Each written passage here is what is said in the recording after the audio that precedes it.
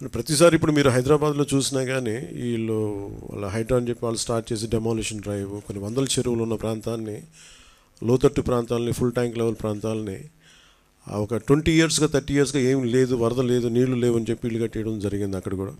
అలాగే ఏ మూల భారతదేశంలో ఏ రాష్ట్రంలో అయినా సరే, అలాగే ప్రత్యేకంగా తెలంగాణ కావచ్చు, అలాగే మనకు సంబంధించి ఆంధ్రప్రదేశ్ కావచ్చు, ఇది ఈ నదీ పరివాహక ప్రాంతాలు ఇక్కడ నుంచి సహజ స్థితిలో అది ఆ వాగుల వంకల నుంచి వెళ్ళి సముద్రంకి వెళ్ళే దిశలో ఆ దారి మధ్యలో ఇల్లు కట్టేయడం, లేదంటే లేఅవుట్లు వేసేయడం, ఇవన్నీ వైలేషను ఒకళ్ళు చేయలేదు. ఇది కొన్ని దశాబ్దాలుగా కొంచెం ఇంక్రిమెంటల్గా చేసుకుంటూ వచ్చి అది చేసుకుంటూ వచ్చారు. ఇది కూడా మేము అడ్డగోలుగా కూర్చోబెట్టి ఇది వైసీపీ ప్రభుత్వం మాటలు కాకపోతే వాళ్ళు చేసి ఉండాల్సింది. ఎంతో కొంత ప్రయత్నం కూడా చేయకుండా ఇలాంటి పరిస్థితుల్లో ఇంత సమర్థవంతంగా ఆ వయసులో ఆయన బుల్డోజర్లు ఎక్కి అసలు చేరలేని ప్రదేశాల్లో, వెళ్ళలేని ప్రదేశాల్లో కూడా ఆయన బుల్డోజర్ ఎక్కి, ఆయన పోక్లైనర్లు ఎక్కి, ట్రాక్టర్లు ఎక్కి, గౌరవ ముఖ్యమంత్రి గారు అది అప్రిషియేట్ చేయాల్సింది పోయి ఆయన విమర్శించడం ఇది సరైన పద్ధతి కాదు, మార్చుకోవాలి వైసీపీ నాయకులు. అలాగే వైసీపీ నాయకులకు కూడా నా విన్నపం, నా విజ్ఞాపన, మీరు విమర్శించడానికంటే కూడా ఇది మనందరి ఉమ్మడి సమస్య, ఇది మన రాష్ట్ర సమస్య ఇది. సో మీరు కూడా నడుము వంచి, మీరు కూడా బయటకు వచ్చి, మీరు కూడా సహాయక చర్యల్లో పాల్గొనాలని మనస్ఫూర్తిగా కోరుకుంటా ఉన్నాను. అలాగే గత 2-3 రోజులుగా నేను కనిపించట్లేదు అది ఇది అని మాట్లాడుతాను. ఒకటి చెప్తాను, ఇప్పుడు నేను వస్తే నాకు ఇబ్బంది ఏంటంటే ఈ సహాయక చర్యల్లో ఇబ్బంది పడిపోద్ది. ఒకసారి అందరిని మీద పడటం, దానివల్ల అధికార యంత్రాంగానికి కూడా ఒత్తిడి అవుద్ది. దానివల్ల నన్ను వాళ్ళు చెప్పడం వల్ల రాలేకపోయాను. అది నిన్న మీకు క్లియర్ కట్గా తెలియజేశాను. ఇంకా దీన్ని విమర్శించాలని ఎవరన్నా వైసీపీ నాయకులు అనుకుంటే భవిష్యత్తులో ఎప్పుడైనా సరే మీరు నాతో పాటు రావచ్చు, ఎక్కడికైనా సరే నాతో పాటు నా కాన్వాయ్లో తీసుకెళ్తాను మిమ్మల్ని, నాతో పాటు నడవండి. ఎలా ఉంటుందో మీకు అర్థం చేసుకున్నప్పుడు అప్పుడు మీరే సలహా ఇస్తారు. అందుకని దయచేసి దీన్ని ఒకసారి మీ దృష్టికి తీసుకొస్తారు. కానీ విమర్శించే వైసీపీ నాయకత్వానికి ఎవరికైనా సరే రాష్ట్ర ప్రభుత్వం చేస్తున్న ఈ చర్యల మీద ఎవరన్నా విమర్శించదలుచుకుంటే వాళ్ళందరికీ కూడా ఫస్ట్ మీరు సహాయం చేసి మాట్లాడండి. మీరు సహాయం చేసి మీరు బయటికి వచ్చి మీరు మాట్లాడి ఇళ్లలో కూర్చొని కాన్ఫరెన్స్లు పెడితే సరిపోదు. మీరు లోపలికి వచ్చి దిగండి మనస్ఫూర్తిగా. అలాంటి పరిస్థితులు అంటే మేము కూడా మాతో కలిసి తీసుకెళ్తాం. అలాగే వరద ప్రభావిత ప్రాంతాల్లో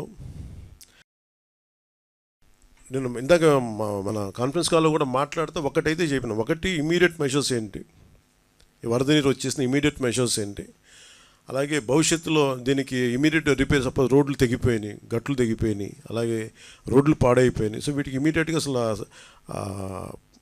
జనాలకి రాకపోకలకు ఇబ్బంది కలుగుతూ ఉంటే ముందు వాటికి ఇమీడియట్ రిపేర్ చేయించడం ఒకటి.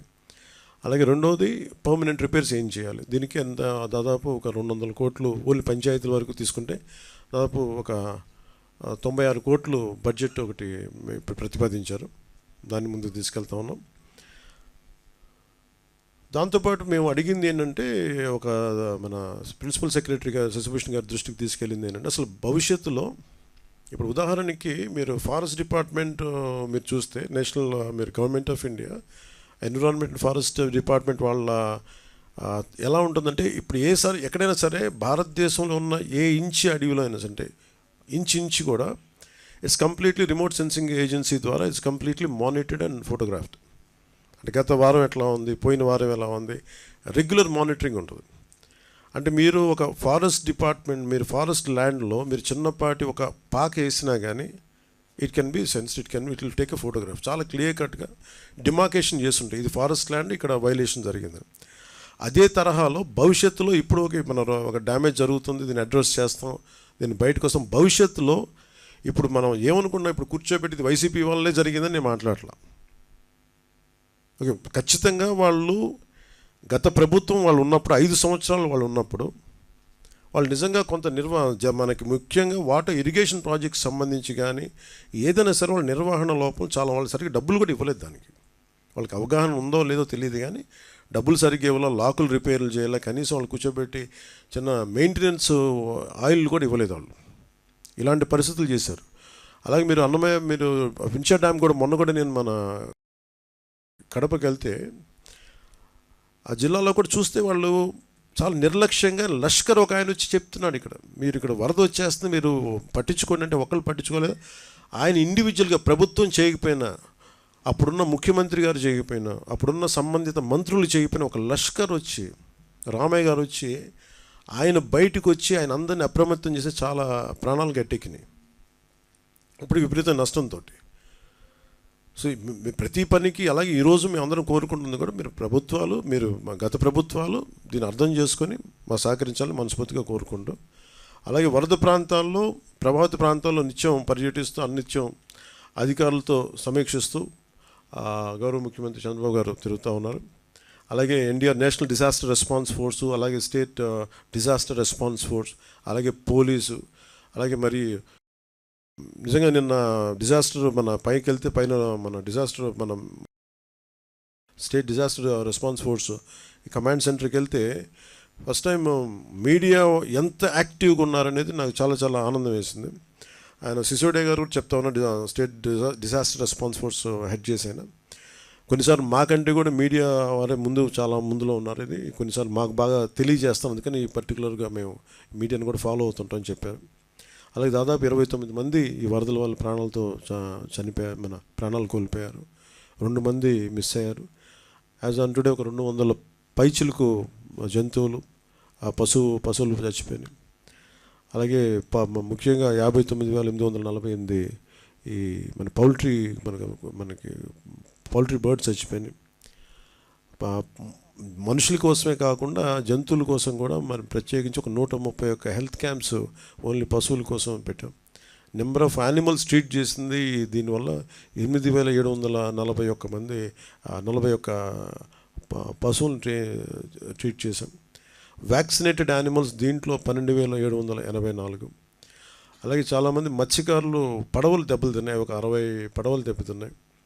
అలాగే రోడ్లు భవనాల శాఖకు సంబంధించిన రోడ్లు దాదాపు 3,312 కిలోమీటర్ల లెంత్ రోడ్డు దెబ్బతింది. అలాగే పంట నష్టం కూడా ముఖ్యంగా వ్యవసాయం 1,69,000 హెక్టార్లు నష్టపోయారు, పంట నష్టం జరిగింది. అలాగే ఉద్యాన పంటలు కూడా 18,424 హెక్టార్లు ఉద్యానవనం పంట రైతులు నష్టపోయారు. అలాగే పంచాయతీరాజ్ ఇంజనీరింగ్ డిపార్ట్మెంట్ సంబంధించినంత వరకు పాడైన, ఇందాక మనం మాట్లాడుతూ ఉంటే శశిభూషణ్ గారి ఆధ్వర్యంలో దెబ్బతిన్న రోడ్లు కానీ పాడైపోయిన రోడ్లు కానీ దాదాపు 232 అంటే దాదాపు 233 కిలోమీటర్ల రోడ్లు దెబ్బతిన్నాయి. అలాగే ఈ కోసుకుపోయిన రోడ్లు కానీ రోడ్ బ్రీచెస్ కానీ దాదాపు 40 రోడ్ బ్రీచెస్ ఉంటే ఇట్లా తెగిపోయినాయి ఉంటే వాటిని 11 రోడ్లను వెంటనే పునరుద్ధరించారు. కొన్నిటికి ఎందుకు చేయలేకపోయారంటే కొన్ని లంక గ్రామాలకు వెళ్తూ ఉన్నాయి, ఇంకా నీరు ఉండటం వల్ల వాటిని ముందుకి ఆ నీరు తగ్గే వరకు తప్ప ఇంకా తిరిగి పునరుద్ధరించే కష్టం ఉంటుంది. అలాగే దెబ్బతిన్న కల్వర్ట్లు దాదాపు 41 ఉన్నాయి. అందులో కేవలం ఒక కల్వర్ట్ మటుకే ముందుకే మనం కరెక్ట్ చేయగలిగాం. సహాయ సహకారాలు మనం ఇవన్నీ ఈ వరద ఉధృతి తగ్గాక ఇవన్నీ వెంటనే స్టార్ట్ చేస్తాం. ముఖ్యంగా ఇవి మన ఏదైనా చూస్తే రెస్క్యూ షెల్టర్స్ కూడా దెబ్బతిన్నాయి, కొన్ని ఒక 11 ఉన్నాయి దాదాపు, వాటిని కూడా సరి చేస్తూ ఉన్నాం. అలాగే మున్సిపల్ అడ్మినిస్ట్రేషన్ సంబంధించి నీట మునిగిన ఏరియాలు దాదాపు 253, తిరిగి సాధారణ స్థితికి వచ్చినవి 129. అలాగే నిన్న ప్రిన్సిపల్ సెక్రటరీ గారితో సిసోడి గారితో మాట్లాడుతూ ఉంటే వాళ్ళు దృష్టికి తీసుకొచ్చిన దాదాపు 328 ట్రైన్స్ క్యాన్సిల్ చేశారు, 174 ట్రైన్స్ని డైరెక్ట్ చేశారు. అలాగే రెస్క్యూ అండ్ రిలీఫ్ మెజర్స్లో దాదాపు 6,44,536 మంది ప్రభావితమయ్యారు. దాని 214 సహాయ శిబిరాలు చేశాం. దాదాపు 45,369 పైచిలుకు జనానికి ఈ సహాయ శిబిరాలు అకామిడేట్ చేసే 213 మెడికల్ క్యాంప్స్.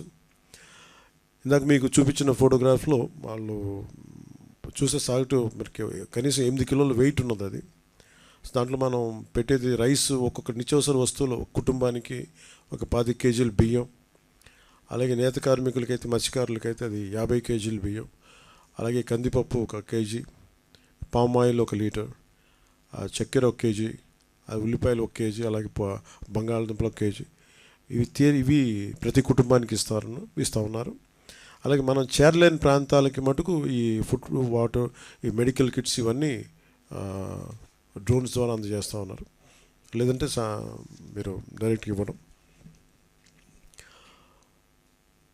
ఇప్పుడు మనకున్న 6 జిల్లాల్లో ముఖ్యంగా ఎన్టీఆర్ జిల్లా చాలా చాలా దెబ్బతింది. దాంట్లో search and rescue teams deploy చేస్తుంది. అలాగే ఎన్డీఆర్ఎఫ్ 26 టీమ్స్, అలాగే ఎస్డీఆర్ఎఫ్ 22 టీమ్స్, ఇండియన్ నేవీ నుంచి 2 టీమ్స్ వచ్చి సహాయక చర్యలో పాల్గొంటున్నాయి.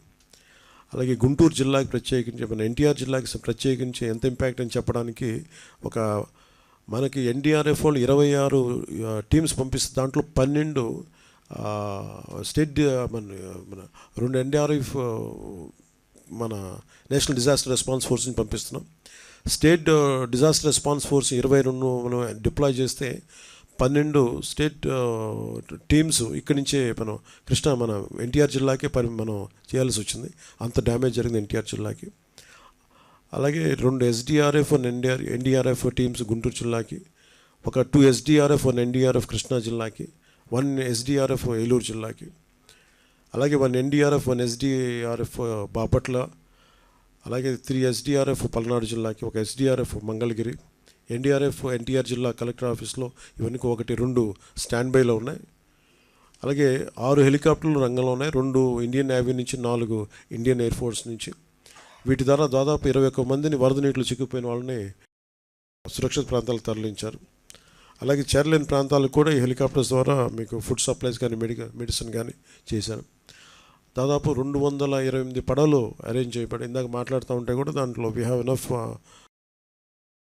Motorised, almost 174 motorised boats, 54 non motorised boats. ప్రత్యేకించి మత్స్యకారులు వాడే పడవలను కూడా వాడుకుందాని ప్రయత్నం చేసినా కానీ అవి కొంచెం లోతైన ప్రాంతాలను అవి మనం చేయగలరు. కాబట్టి ఈ 3 అడుగులు 4 అడుగుల్లో ఈ మోర్ ఆఫ్ మన డిజాస్టర్ రెస్పాన్స్ ఫోర్స్ నుంచే అది స్టేట్ కానీ సెంట్రల్ కానీ వాళ్ళ బోట్స్ని ఎక్కువ వాడటం జరిగింది.